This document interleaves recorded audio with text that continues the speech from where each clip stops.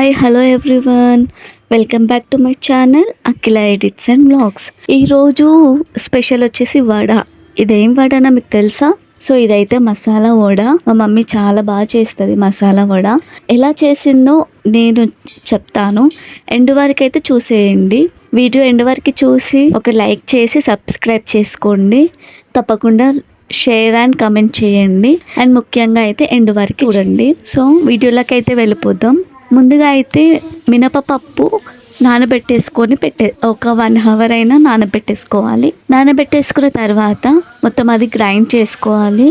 Grind చేసుకునేటప్పుడు ఏమేమి ingredients కావాలి అంటే మిక్సీ జార్లోకి నానబెట్టిన మినపప్పు, ఒక అల్లం, కరివేపాకు, కొత్తిమీర, స్పైసీకి తగిన పచ్చిమిర్చి, జీలకర్ర ఇవన్నీ యాడ్ చేసుకొని గ్రైండ్ చేసుకోవాలి. గ్రైండ్ చేసుకున్న తర్వాత ఆ పేస్ట్లోకి కొంచెం జీలకర్ర అండ్ కట్ చేసుకున్న కొత్తిమీర అయితే యాడ్ చేసుకోవాలి.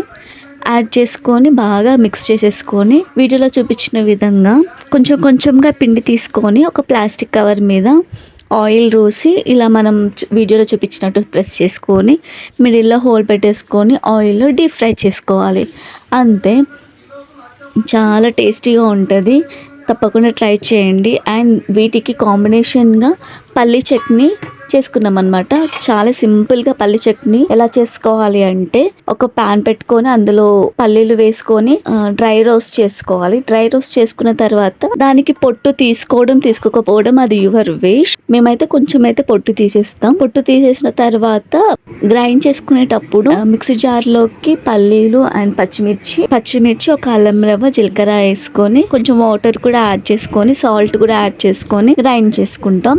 గ్రైండ్ చేసుకున్న పేస్ట్ పోపు పెట్టుకోవడం అంటే అందరికీ తెలిసిందే కదా. ఫస్ట్ అయితే స్టవ్ ఆన్ చేసుకొని ఒక కడాయి పెట్టుకొని ఆయిల్, జీలకర్ర, పచ్చిమిర్చి, ఎండుమిర్చి, కరివేపాకు ఇవి ఇంగ్రీడియంట్స్ యాడ్ చేసుకొని మనం ఆల్రెడీ మిక్సీ జార్లో చేసిన పేస్ట్ అందులో వేసుకొని కలిపేసుకోవాలి. అంతే, చాలా టేస్టీగా ఉంటుంది. మేమైతే లూజ్ చట్నీ ఎక్కువ ప్రిఫర్ చేస్తాం అనమాట. చాలా బాగుంటుంది టేస్ట్ మాత్రం.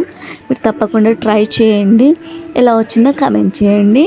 So until then bye bye. మళ్ళీ వచ్చే వీడియోలో కలుద్దాం. Thank you for watching. See you again. Bye.